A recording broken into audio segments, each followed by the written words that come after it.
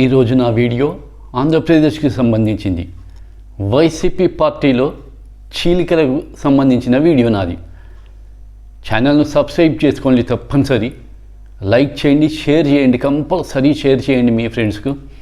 మీ friends ద్వారా కూడా subscribe చేసుకునేటట్టు చేయండి. వీడియోను కంప్లీట్గా చూడండి, బెల్ ఐకాన్ను ప్రెస్ చేయండి, నోటిఫికేషన్స్ వస్తాయి మీకు.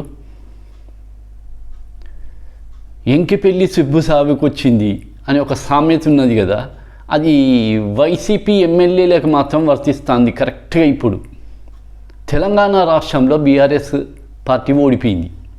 ఆ బీఆర్ఎస్ పార్టీకి ఓడిపోవడానికి ఒక్క కారణం, ఒక పార్టీ ఓడిపోవాలంటే ఎప్పుడు కూడా ఒక్కటే కారణంతో ఓడిపోదు, మల్టిపుల్ రీజన్స్. అందులో యాంటీ ఇన్కంబెన్సీ ఉంటుంది, రకరకాల రీజన్స్ ఉంటాయి. అయితే ఒక ముఖ్య కారణం ఏంటి అంటే, కేసీఆర్ గారు కనుక ఒక 25 ఎమ్మెల్యేలను, సిట్టింగ్ ఎమ్మెల్యేలను డ్రాప్ చేసి మార్చేసి కొత్త క్యాండిడేట్స్కి కనుక టికెట్లు ఇస్తే గెలిచే ఛాన్సెస్ ఉండేది అని ఒకటి ప్రూవ్ అయింది దాదాపుగా. సరే, కొత్త క్యాండిడేట్లకు ఇచ్చినంత మాత్రాన గెలుస్తుందా అంటే అది తర్వాత విషయం. కేసీఆర్ గారు మాత్రం ఫస్ట్ అయితే ఒకప్పుడు 25-30 మందిని డ్రాప్ చేసి కొత్త వాళ్ళకి టికెట్లు ఇస్తారు అనే ఒక టాక్ అయితే వచ్చింది. కాకపోతే దాన్ని తర్వాత విరమించుకున్నాడు, అట్లనే కంటిన్యూ చేసేసిండ్రు. బహుశా కేసీఆర్ గారు అనుకున్నారు ఎమ్మెల్యేలను చూసి ఆ ప్రజలు ఓటేసేది కేసీఆర్ను చూసి వేస్తారు అని అనుకున్నట్టున్నాడు. కాకపోతే ఒక్క ఎమ్మెల్యేల మీదే వ్యతిరేకత ఏం లేదు, కేసీఆర్ కుటుంబం మొత్తం పట్ల ఉన్నది వ్యతిరేకత. అది వాళ్ళు గమనించుకోలే, ఎవరు గమనించుకోరు కదా. తన మీద ఉన్న వ్యతిరేకత ఉన్నది అని ఎవరు గమనించుకోరు. నేను చాలా గొప్పగా ఉన్నా, ఆకాశానికి తాకుతానా అనుకుంటారు. అది దెబ్బ పడ్డది. ఎప్పుడైతే కేసీఆర్ గారు 25-30 మంది ఎమ్మెల్యేలను మార్చకుండా ఓటమి చవి చూసిండు, అది జగన్కు భయం పట్టుకున్నట్టున్నది. ఇక ఆ పొరపాటు నేను చెయ్యొద్దు, ఒకవేళ ఆ పొరపాటు నేను కనుక చేస్తే నాకు కూడా శంకరగిరి మాన్యాలు పడతాయి, నేను కూడా పదవి నుంచి దిగిపోవలసిన పరిస్థితి వస్తుంది అని చెప్పి మొత్తానికైతే టికెట్లు కట్ చేసుడు మొదలుపెట్టిండు సిట్టింగ్ ఎమ్మెల్యేలకు. సరే, జగన్మోహన్ రెడ్డి దాదాపుగా ఒక డిక్టేటర్ టైపు పాలన ఉంటుంది. ఇక్కడ కూడా అదే ఉండే కదా, కేసీఆర్ కూడా డిక్టేటర్ టైపు పాలనే. అయితే ఇన్ని సంవత్సరాల నుంచి మాత్రం ఏ ఎమ్మెల్యేలు కూడా జగన్మోహన్ రెడ్డికి తిరగబడలే, ఎదురు చెప్పే ధైర్యం కూడా ఎవరికి లేదు. ఎందుకంటే వాళ్ళ పదవులు ఉన్నారు, ఎమ్మెల్యేలుగా ఉన్నారు. కానీ ఇప్పుడు ఆ పరిస్థితి ఎసరు వస్తుంది వాళ్ళకే ఎసరు వచ్చే వరకు ఇప్పుడు తిరగబడడం మొదలు పెడతాను ఎమ్మెల్యేలు, విమర్శలు గుప్పిస్తాను. వాళ్ళ టికెట్లు నిరాకరిస్తాడు జగన్ ఒక ఎక్సర్సైజ్ స్టార్ట్ చేసిండు. దాదాపు 60-70 మంది ఎమ్మెల్యేలను డ్రాప్ చేసేస్తాడట. ఆల్మోస్ట్ దానికి సంబంధించిన ప్రక్రియ కూడా మొదలైపోయింది. ఇక ఇప్పుడు ఈ విమర్శించే ఎమ్మెల్యేలల్లా Mangalagiri MLA Alla Ramakrishna Reddy, Penamaluru MLA Parthasarathi, Puthalapattu MLA MS Babu Jagan మీద విమర్శలు మొదలుపెట్టిండు. ఇట్లా పోతే హిందూపురం ఎంపీ గోరంట్ల మాధవ్, ఇక గోరంట్ల మాధవ్ చరిత్ర అందరికీ తెలిసిన విషయమే. అది మొత్తం నేషనల్ మీడియాలో మోగిపోయిన ఫిగర్. అది ఆ పర్సన్ నేషనల్ మీడియాలో మోగిపోయింది ఆయన చర్యల వల్ల. ఆయన టికెట్ను డ్రాప్ చేసేసిండు జగన్మోహన్ రెడ్డి. ఇక గోరంట్ల మాధవ్ కూడా జగన్ని విమర్శించడం స్టార్ట్ చేసిండు. అంతే కదా, పదవి ఇచ్చి ఉంచితే అప్పుడు ఓకే, నాయకుడు మంచోడు.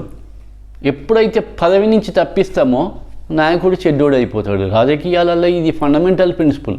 అయితే గోరంట్ల మాధవ్కు హిందూపురం నుంచి ఎంపీ టికెట్ కట్ చేసేసిందా జగన్మోహన్ రెడ్డి. జే శాంత అనే ఒక ఆమెను బళ్ళారి నుంచి ఇంపోర్ట్ చేసుకున్నాడు. బళ్ళారి నుంచి ఇంపోర్ట్ చేసుకొని హిందూపురం ఎంపీ సీటు ఆమెకు కట్టబెట్టిండు. అయ్యో, అది ఇంకా కూడా గోరంట్ల మాధవ్కు చాలా మండుతుంది. నిన్న సజ్జల రామకృష్ణారెడ్డి తోటి మీటింగ్ అయిందట గోరంట్ల మాధవ్కు. అసలు నాకు టికెట్ డ్రాప్ చేయడానికి, నాకు ఎంపీ సీటు మళ్ళీ తిరిగి ఇవ్వకపోవడానికి కారణం ఏంది అని అడిగిందట. సేమ్ ఇదే వచ్చి మల్లాది విష్ణు. మరి మల్లాది విష్ణుకు ఎందుకు టికెట్ కట్ అయిందో అది అర్థం కాదు. మల్లాది విష్ణు అయితే కొంత ప్రముఖులైన నాయకులల్లో మల్లాది విష్ణు ఒకటి. విజయవాడ సెంట్రల్ నుంచి ఎమ్మెల్యేగా ఉన్నాడు. ఆయన టికెట్ కట్ అయిపోయింది. టికెట్ కట్ అయిపోయి విజయవాడ వెస్ట్ ఎమ్మెల్యే వెల్లంపల్లి శ్రీనివాస్కు కేటాయించిండు మల్లాది విష్ణు సీట్ను. ఇంకా బగ్గు మనం వచ్చు మల్లాది విష్ణుకు. అయితే ఇక్కడ ఒక ఆంధ్రప్రదేశ్ రాజకీయాలలో ఒక కొత్త మార్పు ఏంది అంటే దాదాపుగా ఇది ఊహించిండు కొన్ని నెలల ముందు, అందరికి కూడా కొంత ఐడియా ఉన్నది. కాకపోతే ఏంటంటే చివరికి వచ్చే వరకు అది తెరవలే. వైఎస్ షర్మిల విషయం. వైఎస్ షర్మిల ఈరోజు కాంగ్రెస్ పార్టీలో జాయిన్ కాబోతున్నదని వార్తలు వస్తాయి. ఢిల్లీకి కూడా నిన్న సాయంత్రం పోయినట్టున్నది వైఎస్ షర్మిల బ్రదర్ అనిల్ కుమార్. ఇప్పుడు ఈ ఎవరికైతే టికెట్ రాలేదో వైసీపీలో, జగన్ ఎవరికైతే మొండికత్తెర పెట్టిండో వాళ్ళంతా కూడా కాంగ్రెస్ వైపుకు అట్రాక్ట్ అయ్యే ఛాన్స్ ఉన్నది. కాంగ్రెస్ ఒక్కటే ఆల్టర్నేట్ కనబడుతుంది. సరే, కొందరు టీడీపీ వైపు పోతాను, కొందరు టీడీపీలో జాయిన్ అయ్యిండ్రు ఆల్రెడీ. శ్రీరామచంద్రయ్య వీళ్ళు కొందరు జాయిన్ అయ్యిండ్రు. ఇంకా కొందరు ఏం చేస్తాను, జనసేన పార్టీ వైపు చూస్తాను. కాకపోతే పరిస్థితి ఏంటంటే ఇప్పుడు వీళ్ళు సిట్టింగ్ ఎమ్మెల్యేలు, వీళ్ళకు కావాల్సింది ఏంది, ఏ పార్టీలో జాయిన్ అయినా వాళ్ళకి అక్కడ సీటు కావాలి. కానీ అది ఎట్లా సాధ్యపడుతుంది? టీడీపీలో ఆల్రెడీ ఉన్న ఎమ్మెల్యే క్యాండిడేట్స్ ఉంటారు, వాళ్ళు టికెట్ని ఆశిస్తారు, వాళ్ళు ఇన్ని ఇయర్స్ నుంచి ఫైట్ చేసుకుంటున్నారు, కష్ట నష్టాలకు వచ్చి ఉన్నారు. వాళ్లకు టికెట్ ఇవ్వకుండా ఎట్లుండగలుగుతాడు చంద్రబాబు నాయుడు? సేమ్ పరిస్థితి జనసేన పార్టీలు 10 ఏళ్ళ నుంచి ఫైట్ చేసుకుంటున్నారు జనసేన పార్టీ నాయకులు. వాళ్ళని కాదని కొత్త వాళ్ళకు టికెట్లు ఎట్లా ఇవ్వగలుగుతారు వైసీపీ నుంచి వచ్చిన వాళ్లకు? అట్లా కనుక ఇస్తే మొదటి నుంచి వండుకుంటూ వచ్చిన నాయకులు ఎవరైతారో వాళ్ళకు అన్యాయం చేసినట్టే అవుతుంది. ఇగో ఇది పరిస్థితి. ఈ పరిస్థితులలో వీళ్ళకి ఆల్టర్నేట్ కనపడేది కాంగ్రెస్ పార్టీ. వైఎస్ షర్మిల కాంగ్రెస్ పార్టీలో జాయిన్ కాబోతుంది. దాదాపుగా అది క్లియర్ అయిపోయింది.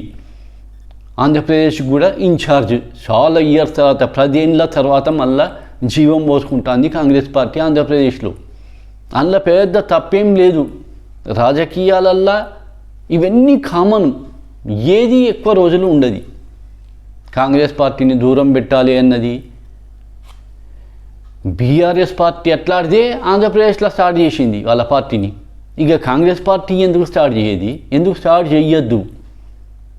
దాన్ని దూరం పెట్టవలసిన అవసరం కూడా లేదు ఆంధ్రప్రదేశ్ ప్రజలకు.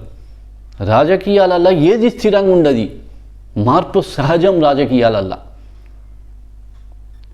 కాబట్టి కాంగ్రెస్ పార్టీ పుంజుకుంటుంది అక్కడ, నో డౌట్. అసలు కాంగ్రెస్ పార్టీకి ఇది ఒక అవకాశం. ఇప్పుడు వైసీపీ నుంచి ఎవరికైతే టికెట్లు దక్కుతలేవో వాళ్ళందరూ ఒకప్పటి కాంగ్రెస్ నాయకులే కదా. మ్యాక్సిమం వైసీపీలో ఉన్న వాళ్ళందరూ కాంగ్రెస్ నాయకులే. ఆఫ్టర్ వైఎస్ రాజశేఖర రెడ్డి చనిపోయిన తర్వాత వాళ్ళు వైఎస్ రాజశేఖర రెడ్డి మీద ఉన్న అభిమానంతో జగన్కు సపోర్ట్ చేసిండ్రు. ఆ సపోర్టు ఎప్పటి వరకు చేస్తారు? వాళ్ళకి ఎమ్మెల్యే టికెట్ దక్కే వరకే చేస్తారు. తర్వాత దక్కకపోతే వాళ్ళు వైఎస్ జగన్ను కూడా కిక్ చేస్తారు, తన్ని బయటపడతారు వాళ్ళు కూడా. రాజకీయ నాయకులే అంత, రాజకీయాలే అంత. ఇప్పుడు ఈ టికెట్లు ఎవరికైతే నిరాకరించబడ్డారో వాళ్ళందరికీ ఉన్న భయం ఏంది అంటే, ఈసారి ఎలక్షన్లలో కనుక పోటీ చేయకపోతే ఎలక్షన్లలో నిలబడని నాయకుడు కనుమరుగైపోతాడు. రాజకీయాలలో ఇది ఉంటుంది. ఎలక్షన్లలో నిలబడాలి, ఏదో ఒక పదవీలు ఉండాలి. పదవి లేకపోతే నాయకుడు కాదు, కనుమరుగైపోతుంది.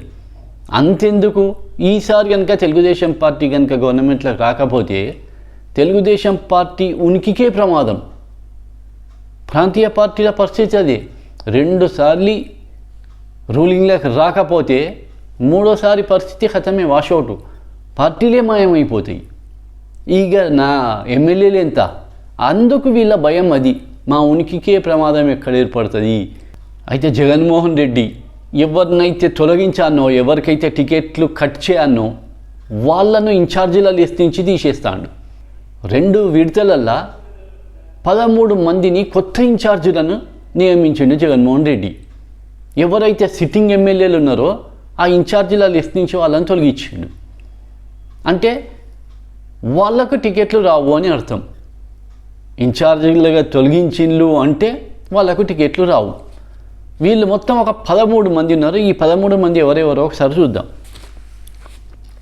Santhanuthalapadu TJR Sudhakar Babu, Guntur west Maddali Giridhar, Mangalagiri MLA Alla Ramakrishna Reddy, ఇంతకుముందు వచ్చింది అలాగే Hindupuram MP Gorantla Madhav, Anakapalli MLA Gudivada Amarnath IT minister, డ్యాన్సులు చేస్తాడు చిరంజీవి పాటల మీద. ఆయన ఏం మాట్లాడుతాడో ఆయనకే తెలియదు. బహుశా అందుకే కావచ్చు ఆయనను టికెట్ నిరాకరించిండు జగన్.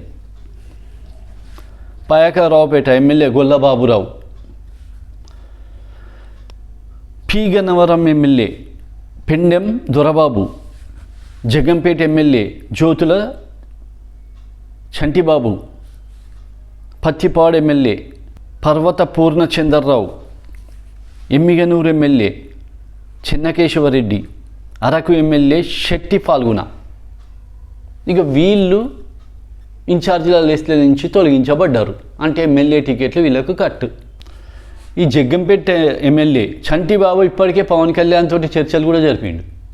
కాకపోతే వాళ్ళు ఏం ఆశిస్తారు, మాకు ఎమ్మెల్యే టికెట్ కావాలి అంటారు. ఎందుకంటే ఎమ్మెల్యే స్థాయి నాయకులు కదా వాళ్ళు. కంపల్సరీ మళ్ళీ ఎలక్షన్లలో పార్టిసిపేట్ చేయాలి, ఎమ్మెల్యే కావాలి అన్నది వాళ్ళ కోరిక ఉంటుంది. కానీ ఎంతవరకు సాధ్యపడుతుంది? పవన్ కళ్యాణ్కు జనసేన పార్టీకి వచ్చేది దాదాపుగా 50 సీట్ల వరకు రావచ్చు సీట్ షేరింగ్లో. ఆ 50 సీట్లలో ఎంతమందిని పవన్ కళ్యాణ్ అడ్జస్ట్ చేయగలుగుతాడో చూడాలి. ఇది జగ్గంపేట ఎమ్మెల్యే చంటిబాబు విషయం. ఇక మంగళగిరి ఎమ్మెల్యే ఆళ్ళ రామకృష్ణారెడ్డి అయితే ఆల్రెడీ ప్రకటించిండు, షర్మిలతోటే నా ప్రయాణము అని. బస్ జాయిన్ అయిపోయినట్టే ఆళ్ళ రామకృష్ణారెడ్డి. ఇక టీజేఆర్ చంద్రశేఖర్, ఆయన్ని పొలిటికల్ లైఫ్ మొదలైందే కాంగ్రెస్ పార్టీ నుంచి మొదలైంది. న్యాచురల్ కాంగ్రెస్ పార్టీలకే మళ్ళీ పోతాడు ఆయన కూడా. ఇక విజయవాడ సెంట్రల్ ఎమ్మెల్యే మల్లాది విష్ణు, ఇంతకుముందు చెప్పుకున్నాం. మల్లాది విష్ణు టికెట్ కట్ అయిపోయింది. ఆయన్ని కూడా కాంగ్రెస్ పార్టీలో జాయిన్ అయ్యే సూచనలు కనబడుతున్నాయి. ఇక ఈ విధంగా ఎంకిపెల్లి సుబ్బి సావుకు వచ్చిందట. తెలంగాణలో బీఆర్ఎస్ పార్టీ ఓడిపోవుడేమో అని కేసీఆర్ 25-30 మంది సిట్టింగ్లకు టికెట్లు కట్ చేయకుండా అట్లనే ఇవ్వడంతో అధికారం కోల్పోయినట్టుగా వార్తలు వస్తున్నాయి. దానివల్ల మాత్రం ఆంధ్రప్రదేశ్లో ఎఫెక్ట్ పడ్డది. కంపల్సరీ అది ఎఫెక్ట్ పడ్డది. అక్కడ ఎమ్మెల్యేల టికెట్లు కట్ అవుతాయి, తోకలు కట్ అయిపోతున్నాయి. దాదాపుగా 60-70 ఎమ్మెల్యేలను మార్చాడట వైఎస్ జగన్. కాంగ్రెస్ పార్టీకి అయితే ఇది ఒక గుడ్ న్యూసే అని చెప్పాలి. మంచి అవకాశం కాంగ్రెస్ పార్టీకి మళ్ళీ పుంజుకునేటానికి, పికప్ అవ్వడానికి ఛాన్స్ ఏం లేదు. పికప్ అవుతుంది, అందులో నో డౌట్. పికప్ కావచ్చు, ఈసారి కాకుండా నెక్స్ట్ టైంకి కావచ్చు. కాంగ్రెస్ పార్టీకి రూట్స్ ఉన్నాయి కదా, మూలాలు ఉన్నాయి ఆల్రెడీ. కాంగ్రెస్ పార్టీ కొత్తగా వచ్చి బిల్డింగ్ కట్టే అవసరం లేదు. పునాదంతా ఆల్రెడీ ఫౌండేషన్ ఉన్నది. కొంచెం గోడలు కూలిపోయినాయి, మళ్ళీ గోడలు కట్టుకోవాలి అంతే. మళ్ళీ పికప్ అవుతుంది కాంగ్రెస్ పార్టీ. మళ్ళీ కాంగ్రెస్ పార్టీని లీడ్ చేసేది కూడా ఈ మామూలు మనిషి కూడా కాదా, మామూలు లీడర్లు కాదా. మామూలు లీడర్లు అంటేనో అది పికప్ అవ్వడానికి చాలా కష్టం. వైఎస్ షర్మిల, జగన్మోహన్ రెడ్డి జైలు ఉన్నప్పుడు వైఎస్ షర్మిల పాదయాత్రలు చేసింది. మంచి రెప్యుటేషన్ ఉన్న లీడరే. వైఎస్ రాజశేఖర్ రెడ్డి ప్రింట్ ఉన్నది, ఇద్దరికి ఉన్నది. జగన్మోహన్ రెడ్డికి ఉన్నది, షర్మిలకు ఉన్నది. షర్మిల యూజ్ చేసుకోలేదు, జగన్మోహన్ రెడ్డి యూజ్ చేసుకున్నాడు. ఇప్పుడు షర్మిల యూజ్ చేసుకోబోతాను. తొందరగా పికప్ అయ్యే ఛాన్స్ ఉన్నది కాంగ్రెస్, నో డౌట్. ఆడ ఇంతకుముందే హైదరాబాద్లో జగన్మోహన్ రెడ్డి కేసీఆర్ను కలిసిండు. అంటే సిక్ అయింది కదా, సర్జరీ అయింది కదా కాలుకు. దాని తర్వాత కలవలే, పరామర్శించిపోయిండు మొత్తానికైతే.